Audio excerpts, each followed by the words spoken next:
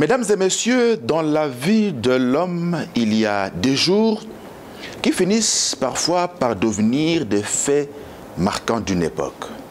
Oui, le ministère chrétien du combat spirituel s'apprête à ouvrir une page décisive de son histoire. Ce sera du 17 au 31 octobre 2021 à la Cité de Triomphe à Kinshasa. Oui, une nouvelle page que nous nous apprêtons à ouvrir sans le couple visionnaire du ministère chrétien du combat spirituel. Nous nous apprêtons donc à célébrer l'an 30 du ministère chrétien du combat spirituel à travers la 13e convention mondiale de la CIFMC et le 5e symposium du Centre Peniel mondial. Deux grands événements qui sont placés sous le sceau « Nous marcherons au nom de l'Éternel notre Dieu à toujours et à perpétuité ». Et donc, les préparatifs sont en cours, non seulement à Kinshasa, mais également dans tous les sièges de la Fondation Olengi Osho à travers le monde, dont Brazzaville, où nous avons été dépêchés par le numéro 1 de la Fondation Olengi Osho, Papa Alain Gabriel Olengi, pour que nous venions tourner cette série d'émissions spéciales consacrées justement aux festivités des 30 ans du ministère chrétien du combat spirituel. Nous recevons pour vous aujourd'hui l'une des figures de proue du ministère chrétien du combat spirituel ici au Congo-Brazzaville. Il est connu de tous. Papa Vincent Mombouli, pionnier de la promotion Gédéon, Centre Peniel mondial Brazzaville. Papa Vincent Mombouli est donc marié et père de 6 enfants. Il est marié à celle que nous appelons affectueusement Maman Vincent ou Maman Vincente. De son vrai nom, Janine Ekouba. Elle a été, écoutez bien, parmi les premières secrétaires de Papa Olengi d'heureuse mémoire. Ça se passe à la résidence Victoire. Papa Vincent est donc parmi le groupe de 6 papas qui n'ont pas eu honte de se diluer, voilà, dans le groupe ou dans la première vague des mamans qui sont venues à la CIFMC en 90, ici à Brazzaville. Ils étaient 6 papas et Papa Vincent a fait partie de ce groupe-là d'hommes dilués dans cette vague de femmes. Papa Vincent Mombouli est par ailleurs le premier responsable de la commission spirituelle au sein du comité d'organisation internationale des festivités de 30 ans du ministère chrétien du combat spirituel. Papa Vincent est enfin le directeur national du Centre Peniel mondial au Congo. Beaucoup de titres comme ça pour un seul homme, Papa Vincent. Ça vous arrange? Ça vous enchante? Ça vous réjouit? Enfin, c'est la grâce. Quand Dieu fait grâce, on ne peut que se réjouir. Donc c'est une grande satisfaction pour moi, par la grâce de Dieu. Voilà. C'est aussi une interpellation, n'est-ce pas? Si, c'est une grande responsabilité, d'où je dois être conscient de cela. Vous avez vu cette œuvre naître, ici à Brazzaville, il y a de cela 30 ans. Qu'est-ce que vous pensez de ce parcours que nous sommes aujourd'hui en train de célébrer? C'est un parcours des hauts et des bas. Puisque le diable est là, il se lève, et par la grâce de Dieu, le Seigneur qui nous a dit, petits enfants, ne craignez rien, j'ai vaincu le monde. Et avec ce Dieu tout-puissant, le Dieu de Papa et Maman Olengi, Jésus de Nazareth, mon Dieu, le Dieu de ma jeunesse, et nous parvenons à surmonter ces épreuves-là. Voilà. Un parcours en dents de scie, vous le dites si bien. Avec quel fait saillant qui vous aura marqué pendant toute votre vie? Papa, tout d'abord, je bénis le Seigneur pour ces moments. Quand je dis que c'est un parcours des hauts et des bas, et si je suis arrivé jusqu'à ce point, jusqu'à ce niveau, ça veut dire que nous avons vraiment payé le prix dans ce ministère. Alors, le fait de payer le prix m'inspire à être vraiment sérieux dans les choses de Dieu. Alléluia. Parce que je ne peux pas courir jusqu'à un niveau où, au moment où vous voulez remporter la victoire, c'est-à-dire entrer au ciel, que vous perdez le tout. Comme quelqu'un qui vient de frapper un coup d'épée dans l'eau. Alors cela me rend vraiment conscient et je cherche toujours à approfondir pour découvrir d'autres choses que le Seigneur n'a pas encore révélées pour ne pas échouer en route, ne pas tomber ou lâcher. Papa, je viens de loin.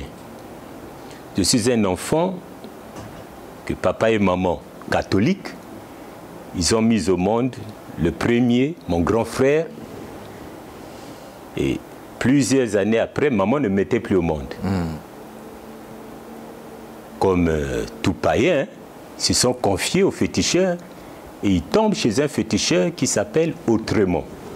Autrement. Autrement, c'est le nom du féticheur. Ce nom en langue maternelle ou en français? En langue maternelle que je transforme.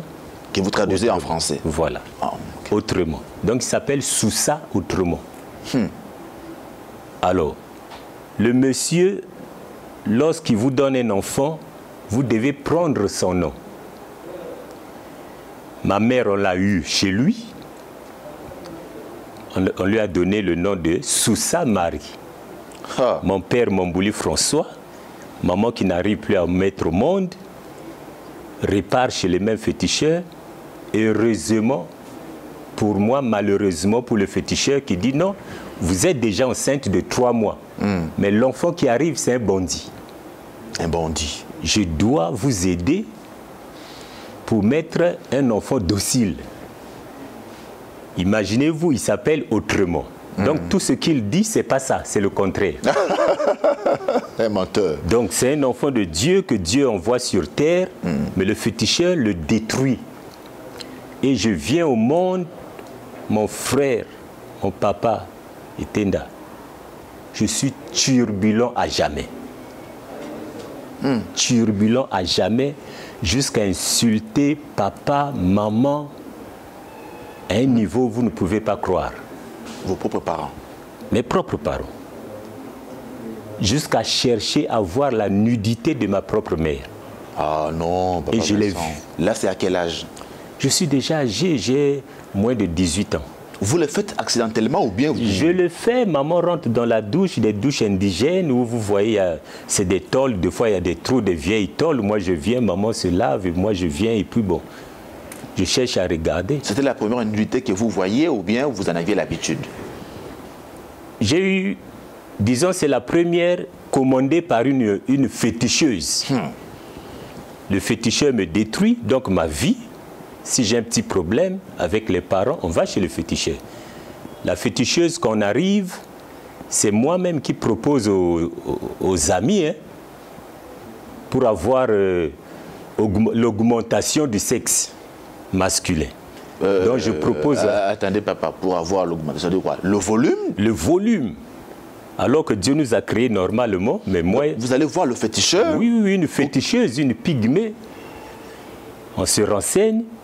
Et vous savez, quand le diable vous manipule, il vous oriente, il vous donne des adresses facilement. Vous étiez dans une compétition d'hommes ou... Des amis dans le quartier, montre un peu ton pénis. Oh, c'est petit, montre chez toi, oh, c'est petit, mais on fait comment?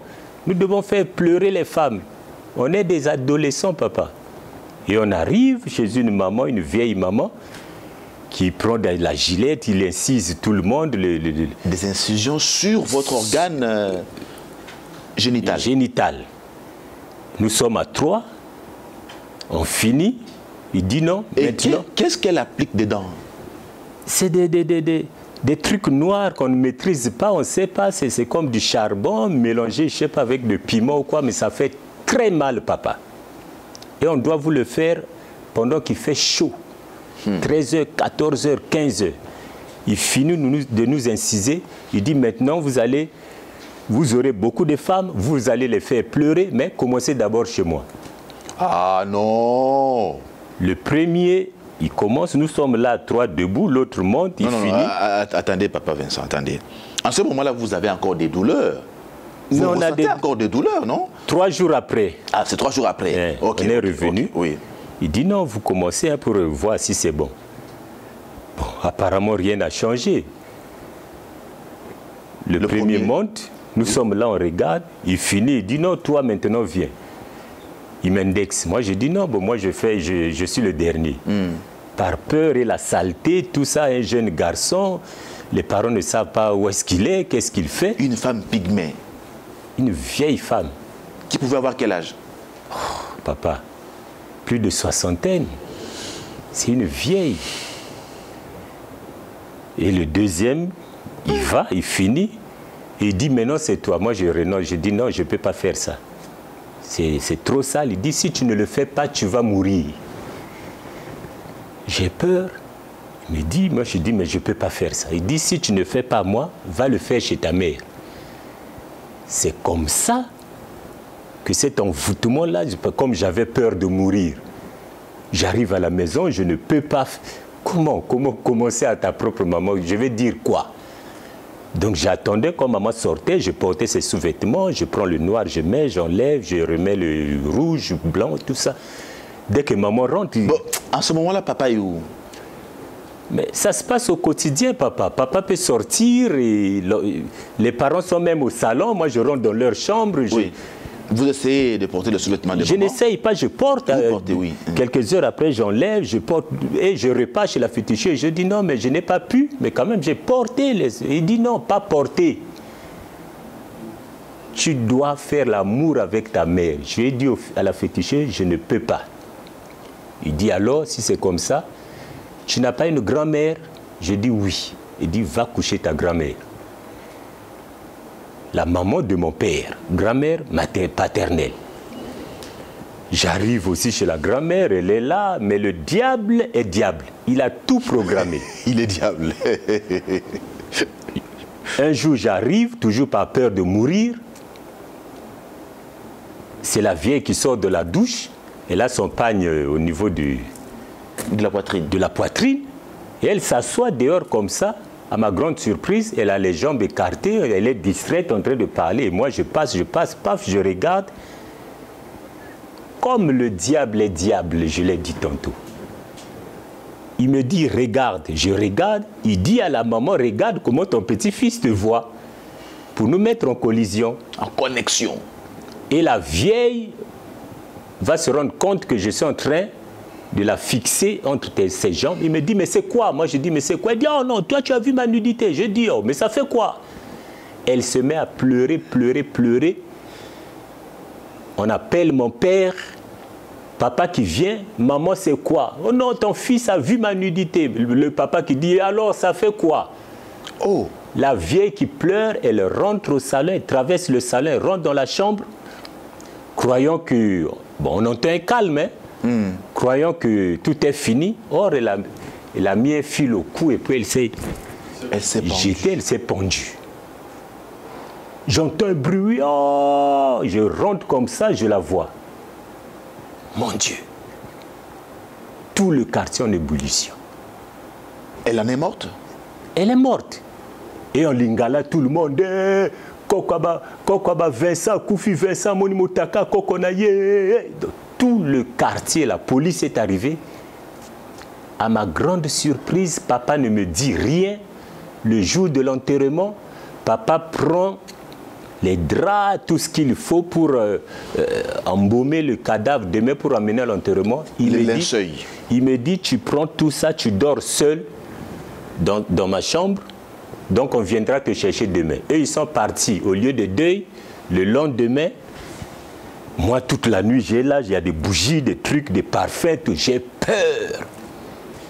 Ils ont lavé le corps, nous sommes allés à l'enterrement. Je n'ai jamais compris jusqu'aujourd'hui pourquoi il avait fait ça. Or, c'était une initiation à la sorcellerie et au cœur dur. Parce qu'après cela, je partais avec les amis dans des morgues, on bastonne le gardien, on rentre. On fouille les cadavres, les poches, on prend les montres, gourmettes ou quoi. Si c'est un cadavre qui est mort par accident, on prend des gourmets, des chaînettes, on va vendre. Et c'est comme ça que j'ai grandi dans un milieu de voyous, des bandits. Et nous étions aussi condamnés aux études. Donc, et mon frère aîné, et moi, et les deux autres derrière, et la demi-sœur, s'il vous plaît, les études dans les ténèbres, personne n'a réussi. C'est comme ça qu'un jour, une maman me voit. Il dit, mais mon fils, je te vois, tu fais rien. Tu es là chez tes parents, à ton âge, si je peux t'emmener à la prière. Avant de continuer, Papa Vincent, je voudrais que vous nous disiez un peu les effets de ces incisions-là qui ont été pratiquées sur votre organe génital. Bon, vous n'avez pas eu à coucher avec votre mère, encore moins avec votre grand-mère. Vous n'en êtes pas mort, hein? Mais comment cela a eu à évoluer dans la suite? Papa, une impudicité à outrance. Je ne pouvais pas résister aux jeunes filles qui me séduisaient. Je ne pouvais pas aussi résister aux jeunes filles qui m'attiraient. Donc je passais comme ça je couchais les mamans dans les hôtels. Il y avait des ngandas où tu pouvais aller donner ne fût-ce que 1000 francs, 2000 francs pour se satisfaire seulement sexuellement. Et puis vous sortez. J'étais un abonné dans des maisons closes. Et c'est des vieilles femmes, c'est des femmes âgées qui venaient de la RDC. Donc j'ai grandi dans un milieu comme ça, de l'impudicité, jusqu'à ce que j'ai eu à déflorer ma propre sœur qui me suit. Votre propre sœur? Ma propre sœur. Sous le toit parental? Nous dormions dans la même maison, dans une même chambre, des lits séparés. Tard la nuit, je quitte le lit des garçons, je rentre dans la moustiquaire du lit des filles, je monte sur elle, je force, elle me regarde, je dis si tu cries, le matin je vais te taper. Si tu dis ça à papa et maman, je vais te taper. Elle dit non, je ne dirai rien. Et c'est comme ça, le matin on se lève, les parents sont là, se disent bon c'est des enfants, ils sont là, bon, ils vont à l'école, mais ils ne savent pas ce qui se passe dans la chambre, la nuit. Et c'est comme ça que j'ai vécu une vie de banditisme avec des enfants, des autorités du pays. On violait dans des motos. J'ai eu à tuer physiquement, papa. À tuer physiquement? Oui, je me souviens. Dans quel concours de circonstances? Je me souviens, c'est un voleur qui rentre chez nous. La nuit? La nuit. Moi, je venais comme j'étais un nocturne, hein, je rentrais toujours très très tard la nuit. Et quand je frappe, papa ou ses mamans, vous ouvrez la chambre, sinon je vais vous insulter, menacer. Donc, un enfant insupportable. Donc, ils m'ont laissé comme ça, je viens, je rentre à n'importe quelle heure. Ils ne disaient rien. Au moment où j'arrive, je vois la porte de la maison ouverte. 1h, 2h du matin. Et c'est quelqu'un qui sort, il repart. Je comprends que c'est un voleur. C'est comme ça que moi, depuis l'extérieur, je vais crier « Vola, Moïse, bien, Moïse !» Au moment où il sort en courant, je lui donne un coup de pied, paf, il tombe, tout le monde, les gens du quartier sortent, on le bastonne, il ne mourrait pas. Papa me dit « Non, je connais un système, si vous le mettez seulement du pétrole dans les oreilles, il va mourir. » Moi, je prends le courage, je prends le pétrole, je mets ici, je mets de l'autre côté. Quelques minutes après, la personne est partie. Un deuxième voleur, on le bastonne toujours chez nous. Il ne mourrait pas. Moi, je dis non, mais attendez, je rentre. Je ne sais pas ce qui me prenait parce qu'au fait, c'est tous ces envoûtements-là depuis l'enfance. Je rentre dans la maison, je prends un couteau de cuisine. C'est tranchant. Hein? Je viens, je le déboule. J'enlève la ceinture, je descends sa fermeture, je sors le pénier, les testicules, je coupe et puis tout le monde crie. Moi, je sens comme si je suis héros, je suis fort, je suis courageux. Et c'était... On a fait des choses horribles, papa. Quand je pense à ça, on a fait des choses horribles. Au quotidien, on a fait des choses, Alors, vous rencontrez cette dame-là qui vous conduit vers le Seigneur. Ça se passe en quelle année? J'ai à peu près 23 ans. Je crois que c'était des années 1987. 3 ans avant le combat spirituel. Oui. La maman m'invite. J'y vais tout comme tout le monde. Mais entre-temps, j'étais déjà malade. Vous savez, dans la société, vous pouvez faire du mal quand vous n'êtes pas protégé. Bon, il y a de ceux aussi qui... Il y a des retours. Hein. J'étais malade, je souffrais de la lèpre, du mouanza, des trucs comme ça. La peau se volatilisait. Vraiment des maladies compliquées. Je ne dormais pas la nuit, des mauvais rêves. Les parents aussi m'emmenaient toujours chez les féticheurs. Ils disaient non, mais c'est sa famille maternelle qui fait ça, ses oncles. Donc les oncles à maman, nos grands-parents. Parce que maman a mis au monde rien que des garçons. Donc il fallait détruire les enfants de maman pour que maman ne soit pas heureuse dans sa vieillesse. Donc c'est comme ça qu'on nous a détruits. Et moi on m'a détruit comme ça. C'est l'oncle qui vient du village. Il dit non mais Kumanga Mukanda tango uti mboka avona yawa na bosana iko yebisa mwasi nanga na mboka. Donc ba yebite ke na Brazzaville. Or il voulait seulement mon écriture. Moi, pour montrer que je sais écrire, je sais lire, j'écris. Lui, il parle, moi, j'écris. Il prend ma lettre, il garde. Il finit ce qu'il avait à faire chez nous. Il repart au village. Pendant que je vais en classe, je vois des véhicules, j'entends des cris. C'est comme ça que j'avais abandonné. Ce n'est pas vrai. Les études. Donc, les frères aînés abandonnés. Moi, j'ai abandonné les deux petits frères. C'est-à-dire une maison des ténèbres, papa. On était vraiment dans les ténèbres. Alors moi, je commençais à me soucier. Quand la maman m'a invité d'aller à l'église, papa, dans la souffrance... À l'église pentecôtiste, hein? Oui, l'église de réveil. Oui. À un séminaire. Donc j'y vais, j'arrive, c'est le pasteur Charles Talingano, un centrafricain, très puissant, un homme puissant, qui parle, toi, tu es ceci, tu es voyou, tu as des choses dans le corps. Entre-temps, chez les féticheurs, on vous donne des fils, c'est des trucs bizarres, des câbles. J'avais tout ça. Et pendant qu'il prêchait, il parlait de ça. Ça m'a touché. Alors, il appelle tout le monde de venir. Si vous êtes concerné, intéressé, vous êtes touché, venez déposer vos fétiches sur l'autel de Dieu. Tout le monde hésite. Moi, je me lève. J'ai dit non, trop c'est trop, je suis fatigué, tout ça aussi, ça me gêne. Je suis allé déposer. Au moment où je dépose, la foule prend le courage, tout le monde commence à venir. Il dit attendez, j'ai beau insister ici, personne ne venait, mais vous avez pris le courage à cause de ce jeune homme. Je vais d'abord prier pour lui, il serait un grand homme de Dieu. Amen. Et après, je vais prier pour vous. C'est comme ça qu'il a prié pour moi à la commune de Poto-Poto. Vraiment, il m'a exposé, il a prié, il a prié, il a prié. Lorsqu'il a fini, je me rappelle, j'avais transpiré. Je rentre à la maison, je dors, je me réveille, la maladie est partie. C'est comme ça que je me suis accroché. À Dieu. À Dieu. Quelques mois après, dans les églises, on commençait à nous donner la modération, les prédications, tout ça. Et puis j'avais une cellule avec le premier coordonnateur national du ministère chrétien du combat spirituel au Congo. Donc Papa Nzio, les anciens le connaissent. Et c'est comme ça que nous sommes partis. Et quand maman est venue...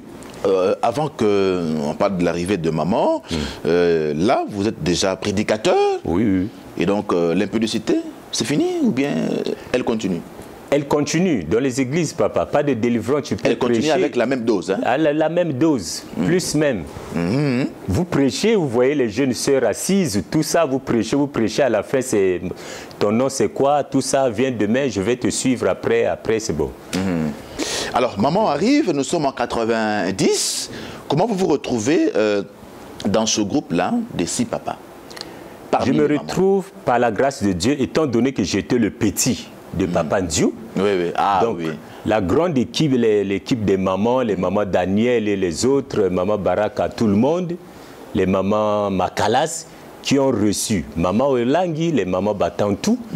Donc, ils avaient invité quelques papas. Il y avait Papa Nzio, Papa Ondako, il y avait papa Menga, il y avait à l'époque le frère Trudon, qui est papa Trudon aujourd'hui au ministère, il est à Kinshasa. Oui. Vraiment mon frère, on a vécu des moments merveilleux au siège du Péniel. Et moi. Et papa, papa, celui qui était le mari de maman Baraka. Papa Voudibio. Voilà. Donc nous sommes au nombre de 6.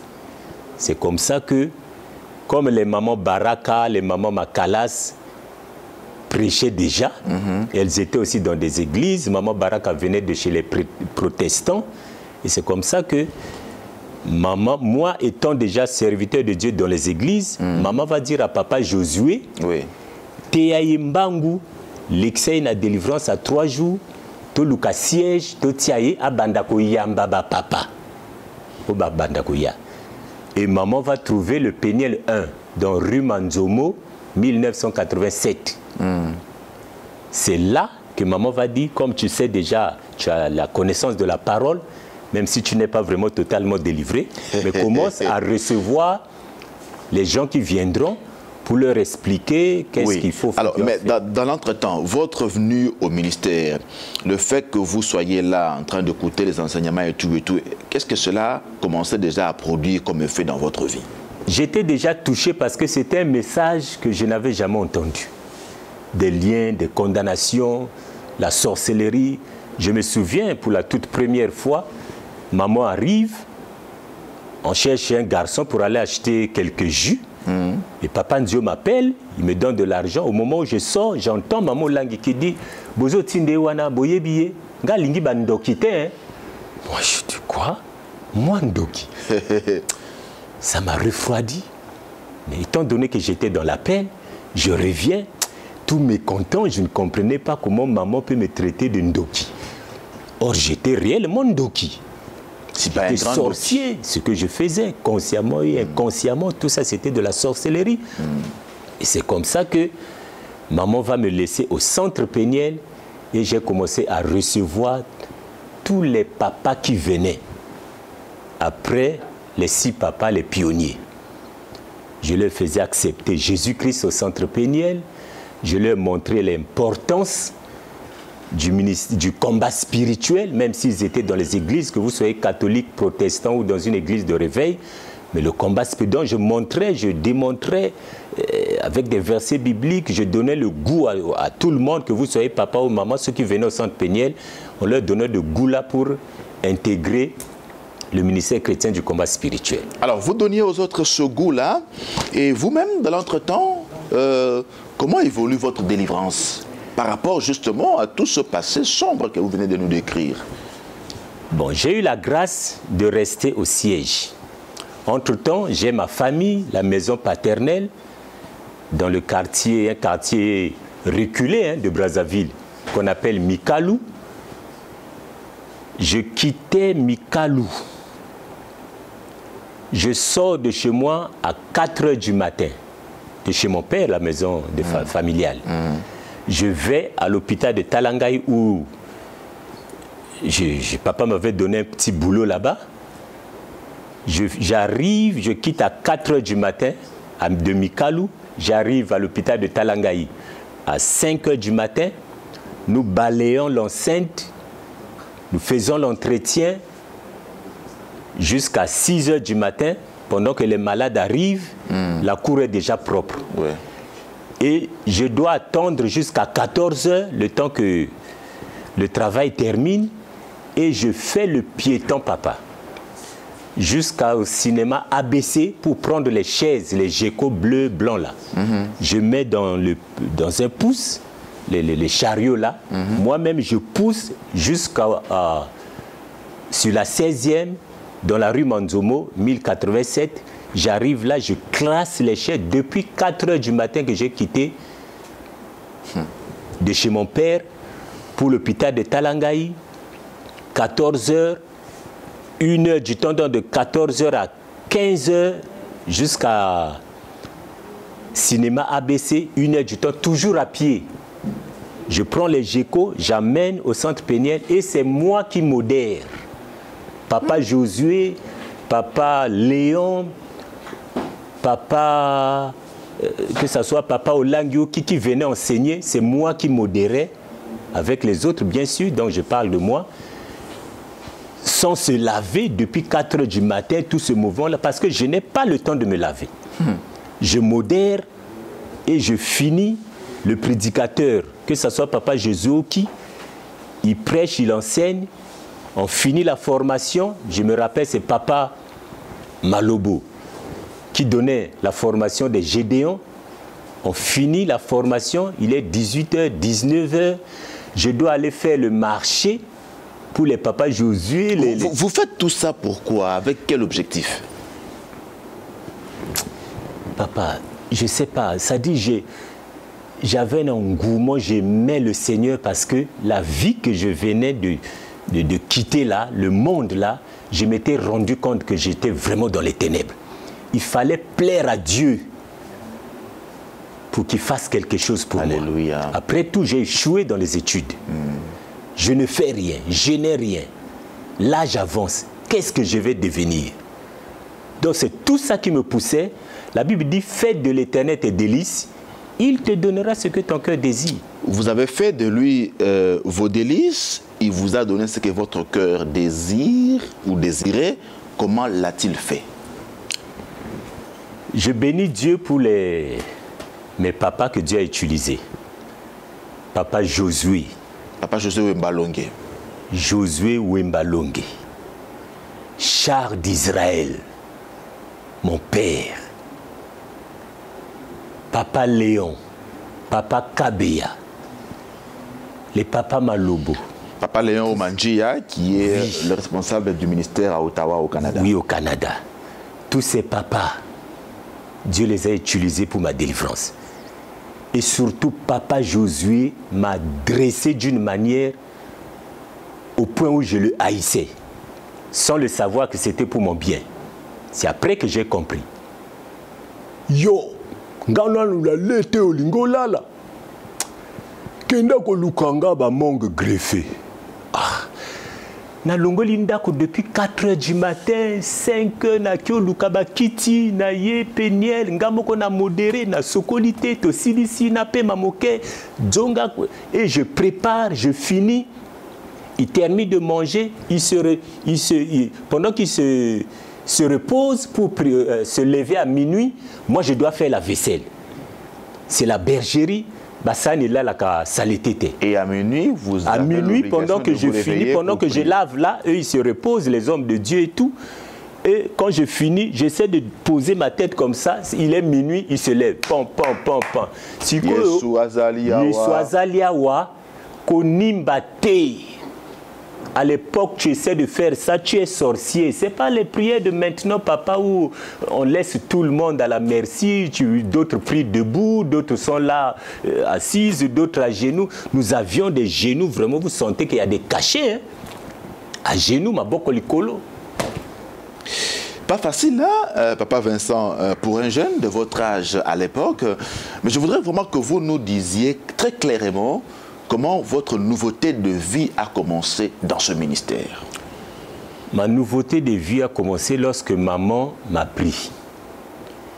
Je me souviens, notre premier coordonnateur, qui était mon frère, a décidé de quitter le ministère, d'ouvrir son église. Le salut est individuel. Moi, étant donné que je connaissais déjà que le combat spirituel était important pour moi, c'est dans ce ministère que j'allais obtenir ma délivrance. Je me suis accroché. Quand le premier papa Dieu est parti, moi j'ai dit à Maman Langui, moi je ne peux pas le suivre, même si c'est mon frère de sang ou quoi, je ne le suis pas. Maman, prends-moi. Comme votre fils. Comme votre fils. Même être domestique, parce que pour moi, c'est son Dieu qui est derrière, c'est ce Dieu-là que je cherche. Alléluia. J'ai dit à maman, ton Dieu sera mon Dieu, maman, prends-moi. Ruth et Naomi. Et maman qui dit, mais bongo, papa na maman na bakolobanini. C'est là où je vais donner mon témoignage à maman. À maman. J'ai dit, maman. En fait, hein? J'ai dit, mais maman, mes parents sont dans le ministère. Il dit, oh, comment? Moi, j'ai dit, oui, maman. Quand je suis venu au ministère, quand j'ai vu que ce Dieu-là était puissant, Papa était aveugle, mon père. J'ai proposé à mon père, si tu acceptes le Dieu de papa et maman Langui, je vais prier pour toi, les yeux vont s'ouvrir. Comme ça, par la foi, il accepte. Il rentre en jeûne de 3 jours. Le 4e jour, le matin, je lui fais la cure d'âme. Papa, il confesse tout comme si... Papa Vincent, il était aveugle ou bien il avait des troubles de vision? Ça a commencé par les troubles de vision jusqu'à ce qu'il ne voyait plus. Plus rien. Plus rien. Donc, il était là à la maison. Moi, je viens du siège, je quitte le Péniel. Tantôt, je viens voir les parents. Je lui dis, mais là où je suis, Dieu parle. Il me dit, Dieu parle comment? J'ai dit, mais Dieu parle, il te révèle. Si tu poses la question, il va te répondre. Si tu doutes de moi, observe un jeûne de 3 jours à sec. Je vais prier pour toi, tes yeux vont s'ouvrir. Comme ça, papa. Il accepte, je fais la cure d'âme à mon père, chez lui à la maison. Je le mets à genoux. Pendant son jeûne de 3 jours à sec? Oui. Je prie pour mon père dès que je dis Amen. Il me dit, mais je te vois. Tu me vois? Oui. Il se lève, il saute, il crie, il m'embrasse. J'achète à mon père un cahier, une Bible, Alléluia. Un stylo. Je l'amène au ministère. Alléluia. Aujourd'hui, mon père est de la promotion Josué. Oh, gloire à Jésus. Maman avait le mal de dos. Il dit, mo salindenge nini, ngabi yope kota 3 jours, ce qu'on dit, on a dit 3 jours à sec. 4e jour le matin, je reviens du Péniel, je viens à la maison, je fais la cure d'âme à ma mère, maman confesse tout, je prie pour ma mère, elle obtient la guérison instantanément, je lui achète un cahier, une Bible, un stylo, je l'amène au ministère. Actuellement, ma maman est de la promotion Rebecca. Alors pendant ce temps, l'impudicité vous quitte ou bien... L'impudicité, déjà, ça m'avait presque quitté. Hein, j'étais devenu conscient. Hein. Maman m'amène. Maman me dit, bon, donc, le Coranzan va saluer grâce. Ton père et ta mère sont au ministère. Donc, si je t'emmène à Kinshasa, il n'y aura pas de problème. Ça vous avait presque quitté. Donc, ça revenait de temps à autre. Non, l'envie. L'envie. Mais je résistais. Gloire à Dieu. Tu sens que Bilok a 4 Zali, mais tu résistes. Oh, surmonter en gros. Voilà. Alors, maman va me prendre. J'informe papa et maman, je suis parti. J'arrive à Kinshasa, croyant que je vais faire 1 mois, 2 mois. J'ai fait 8 ans à l'IPEN pour chercher la délivrance. 8 ans, ça valait la peine. Tantôt, chez maman, dans la rue Lufungo, à l'époque, numéro 5, j'étais là, Eunice, notre fille Eunice, qui est devenue maman aujourd'hui, mariée et tout. Madame Chibamba. Voilà, Madame Chibamba. Elle avait, je ne sais pas plus de 3 ans. Hein. J'étais là, dans la maison, quand maman achetait, pendant les fêtes, les habits pour les mamans Virginie, les sœurs Virginie à l'époque. À l'époque, maman Kimbimbi était encore au Canada. Papa Alain, papa Guy, papa Paul David, ils étaient encore en Europe, tout ça. Donc nous, on était là. J'ai grandi comme ça dans la maison de maman. 8 ans de recherche, de la délivrance à Kinshasa. Sans remettre pied à Brazzaville. Oui, avec à la clé, quelle révélation phare? Dieu me révèle que j'étais enterré dans la maison de mon père au salon. C'est papa, le nom m'échappe, qui va me faire la cure d'âme et la délivrance. Dieu me révèle. Et il lui montre la vision. Pendant qu'il me faisait la délivrance, il arrête, il me dit, oh, j'ai dit oui. Il dit, je te vois, on t'a enterré au salon. Il a cassé, il a déterré, il a cassé les cercueils, il m'a sorti de la prison. Dieu me révèle que la femme de nuit, c'était ma propre maman. Dieu me révèle que le village de ma mère s'appelle Gamboma.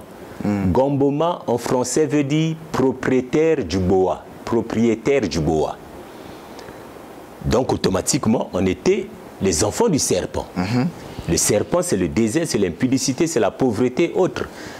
Quand j'ai connu le Seigneur, au moment où la délivrance a commencé à venir, moi, j'ai pris conscience. Au moment où je prends conscience, le diable se lève, papa. Le diable se lève. Je témoigne au parc de tout ce que je faisais, ma vie.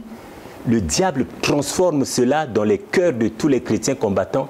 Et à Zandoki, papa, nani akopi angambote. Maman me dit, tu es sorcier, va chez papa Moïse. Donc à l'époque, il avait une maison en location dans la cité de David, en face de la cité de Victoire, là. Oui. Le quartier là, qu'on appelle la cité de David pour nous les combattants. Donc je vais chez lui. En fait, on vous met un peu en quarantaine. Maman me met en quarantaine. Papa me dit, ne reviens plus ici. Apparemment, c'est des mots méchants, mais eux, ils savent que c'est pour te pousser à aller pleurer, chercher leur Dieu, afin que ce Dieu-là se fasse voir. Aller rentrer en profondeur, parce que le mal était profond. Pendant plusieurs mois, je ne sais pas comment manger, papa. Moi qui ai laissé les parents à Brazzaville, quand je veux décider de rentrer à Brazzaville, le Seigneur me montre toujours au beach, il y a des barricades. Donc une façon de me dire, ne rentre pas. Mais d'ailleurs, je vais rentrer comment? Tous mes documents sont chez maman. Pour moi, je prenais comme si c'était des tortures. Or, c'était une formation. Une école. Une école. J'ai fait 42 jours de jeûne. Le jour où je passe à la délivrance, je ne sais pas si c'est Dieu qui avait parlé à maman. Maman m'appelle, elle me regarde et pleure. Nakonda, papa. Et de nature... Vous pourriez en mourir, non? Et c'est papa Kaloubi qui te prend à l'époque. Heureusement, ce papa, quand il te prenait à la cure d'âme et de délivrance, il n'y a pas de sentiments. Il avait une rigueur légendaire. Mais je bénis Dieu, c'était pour notre propre bien. Il me fait passer à la délivrance. Je viens, maman me dit, au lieu que Djongalissu et pas papa Moïse, reste ici. À rue Le Fongo, la numéro 5. J'ai commencé de là, vraiment, maman me chérissait, il commençait à me donner de l'argent. Il m'a dit, Vincent, nous sommes vivre et vous allez témoignage pour nous. Et papa Josué me prenait comme ça jusqu'à ce qu'on m'a mis. Maman va prendre une maison pour ouvrir l'école Béret. Il me met là-bas. J'étais là avec 2 frères. On reçoit les enseignants de l'école Béret. C'est moi qui les ai formés à la chambre haute. Maman a ouvert la toute première chambre haute de l'école Béret. C'était moi le responsable. Comme j'aimais la prière, j'aimais papa Kabea, papa Josué, les 2 intercesseurs. J'étais toujours à l'intercession. Bien aimé, moi, c'est le spirituel. La Bible dit en réalité, dans l'homme, c'est l'esprit. Donc je me suis accroché à papa Josué, à papa Kabea, malgré leur dureté là. Ils m'ont vraiment formé jusqu'à ce que Dieu va planifier, selon sa préscience. Je vais être touché par la secrétaire de papa. Alléluia. Donc maman Janine. Je la vois, je dis, mais la sœur là me plaît. J'interroge d'abord le Seigneur me dit, oui, c'est ta femme. Mais prie d'abord pendant 3 mois. Nous, pas la bouche. J'ai prié pendant 3 mois. Après, Dieu me donne un signe. Je vais vers la sœur me résiste pendant 8 mois, jusqu'à ce que Dieu va parler à la sœur, Janine, que l'homme là, souviens-toi, je t'avais parlé quand tu étais encore chez les catholiques, que ton mari, c'est un étranger, il est mince. En effet, maman Vincent avait déjà la révélation lorsqu'elle priait chez les catholiques que Mobali Noa Aza étranger à Koya Awana Kinshasa, Aza mince, Yenda Kobala Yo, Bokosali Lanzab. Pendant qu'elle me résistait, elle avait déjà oublié la révélation. Dieu va lui révéler et elle vient me voir pour dire, va voir maman Lang. Si maman accepte, on décolle. C'est comme ça que je me suis marié avec maman Vincent par la foi. Je n'ai rien. L'alliance, nous sommes mariés pendant que maman réhabilitait son mariage de 30 ans. Je crois 30 ans, c'était l'anniversaire de 30 ans de mariage de papa et maman Langui. Nous sommes mariés 9 couples. Et maman rentre dans la douche, elle enlève sa bague, elle la dépose dans le lit, elle rentre se laver, elle revient, l'alliance disparaît. Elle va se faire une autre alliance parce qu'on doit les bénir demain. Moi, je cherche l'alliance, je n'ai pas d'argent. Dieu me donne une révélation. Maman Marie Pâques me donne 2 alliances. Je dis à maman, nous avons les alliances. J'arrive chez maman. Maman, pendant que maman, on lui apporte l'alliance nouvelle qu'elle vient de se faire faire, elle retrouve celle qu'elle avait déposée dans le lit. C'est là où elle comprend automatiquement. Elle dit, mais Vincent, en alliance, ngate, abia, nzamba sali bwepo apia alliance. Bon, même alliance, botika na bijoutier, ba fondre, ba sala mi balé, yala tana mwasi na elobi. Maman prend les deux alliances et dit, Vincent, nous nous marions pour nos 30e anniversaire. Je te donne l'onction de 60 ans de mariage. Alléluia. Donc là, si on n'a pas encore 60 ans de mariage avec maman Vincent, on ne mourra pas. Je crois à la parole. Vous en avez combien à présent? On a... Oh, excusez-moi, je ne maîtrise pas trop les dates. On a plus de 20 ans déjà. 20 ans, plus de 20 ans de mariage. Mariage. Assorti de 6 enfants, dont 3 filles et 3 garçons. Oui. Dieu a beaucoup fait. Hein? Dieu a beaucoup fait. Et sur le plan social? Sur le plan social, comment Dieu a stabilisé le bandit? Dieu nous a bénis. Je suis chez moi, je mange bien, je dors dans des beaux draps. La Bible dit l'ouvrier mérite son salaire. Je suis heureux, papa. Ma femme est là, nous servons le Seigneur, nous sommes debout. Elle est de la promotion Mbamba Naïsou actuellement. Elle a une classe d'affermissement, moi j'ai une classe d'affermissement. Disciples et messagers, nous servons le Seigneur, missionnaires itinérants. On va en couple, on revient, Dieu nous utilise. Et on a vécu des beaux moments, des bons moments au site Gédéon, qui sont vraiment des moments marquants. Mesdames et messieurs, nous sommes arrivés pratiquement à la fin de cette émission.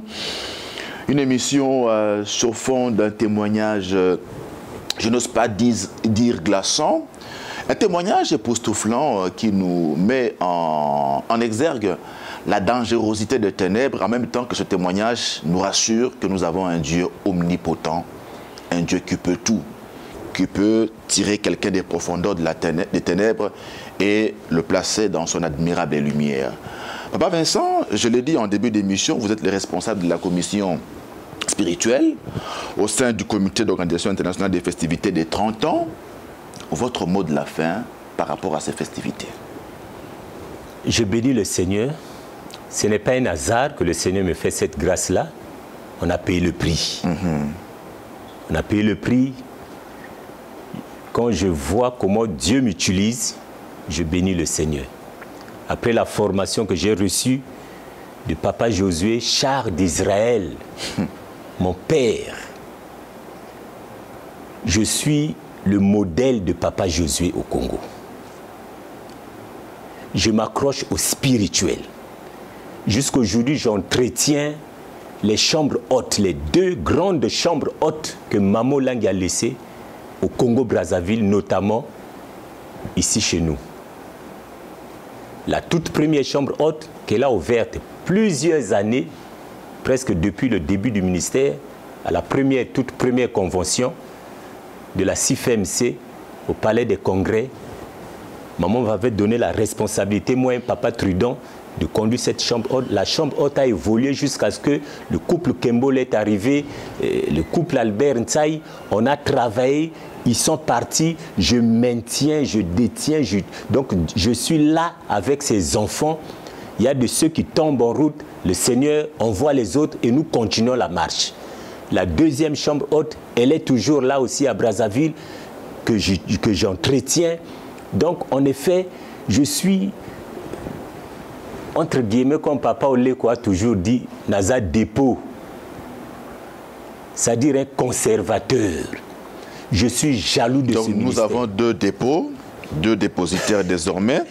Vous êtes un dépositaire nommé ou autoproclamé? Autoproclamé. À Brazzaville, au Congo-Brazzaville. Pourquoi? Parce que je suis attaché à la vision, accroché à la vision. Je suis un pionnier sous l'arbre. Je suis fier de ce ministère. Vous m'avez dit, quand on préparait cette émission, que vous avez failli laisser votre peau dans ce ministère. Oui, j'ai failli laisser ma peau, je me souviens, en 93. Nous tenions une retraite CIFMC Centre Péniel à Bakongo, dans une grande salle. En pleine retraite, je crois, 2e jour, c'est Papa Josué qui doit prêcher. Il y avait un modérateur, c'est moi qui jouais le tam-tam dans ce ministère. Il n'y avait pas la sono, c'était le tam-tam. Au moment où je joue, je sens que le tam-tam ne répond plus. D'où la solution, il faut aller réchauffer. Je sors avec le tam-tam, j'ouvre le portail, je suis dans la rue, je mets le feu. Pendant que j'entretiens, ils sont en train de réchauffer. Je vois des hommes cagoulés, en civil avec des armes. Ça, c'est en plein jour? En plein jour, papa. C'est la guerre qui commence, la guerre de 93. Je ne me rendais pas compte, ne sachant rien. Bon, je vois des gens, et ils parlaient en Kikongo, Enge, tout ça. Moi, je ne comprenais rien. Et ils ont compris que celui-là n'est pas du Sud. Alors, les hommes cagoulés se lèvent contre moi. Moi, je prends la fuite. Donc, je rentre dans l'enceinte. J'arrive, je dis, Papa Josué, Papa Josué. Tokima. Il dit, Tokima nini? Ngabi ba militaire bakoti. Quel ba militaire? Lui aussi, il ne comprenait rien puisqu'il était dans la salle. Ba militaire à Wapi. Au moment où il me pose la question, ba militaire à Wapi, les hommes rentrent. Sauf qui peut, papa. Je me souviens, les mamans sautaient le mur. Mon Dieu. Pour fuir l'esprit de mort. Maman Makalas, je ne sais pas si elle revenait du petit coin. Elle se retrouve dans la parcelle au milieu. Alors les militaires, elle est cernée. Moi, je dis, Maman Makalas, fuis. Elle dit, mais papa Vesso, mais c'est quoi? Oh, banani. Moi, je suis à quelques 2 mètres de Maman Makalas. Je prends la fuite. Je me retrouve au moins à 15-20 mètres. Je dis, Maman Kima. Elle voit la grenade entre ses jambes. Elle est en train de trembler. Oh! Ça a pris plus d'1 minute. C'est beaucoup, hein? Grenade, la tige enlevée, jetée entre ses jambes. La grenade est restée muette. C'est comme Maman Makalas qui prend la fuite. Au moment où nous sommes maintenant de l'autre côté du mur, on entend boum. C'est là où j'ai encore cru à la puissance du Dieu de Papa et Maman Lang. Ça m'a donné la foi. Ce jour-là, Papa et Maman Lang étaient restés à l'hôtel. Ils ont demandé à Papa Josué de prêcher. Donc, et moi, et Papa Josué, tout le monde, nous avions sauté le mur. Pas de mort, pas de blessés. Pas de mort, pas de blessés. Alors, cette foi-là m'a pris lorsque le Seigneur, quand j'ai quitté, en effet, après, quand maman a vu que j'ai obtenu ma délivrance, je me suis marié à Kinshasa. C'est comme ça que maman me dit, nous irons maintenant à Brazzaville pour t'investir là-bas. Tu seras le directeur national du Centre Péniel parce que tu connais la vision, tu as vécu avec nous, tu as notre langage.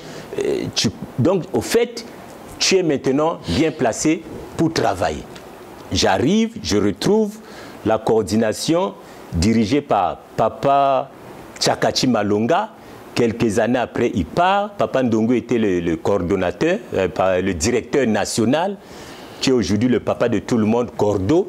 Et Dieu m'emmène comme directeur national avec l'expérience que j'avais de Kinshasa.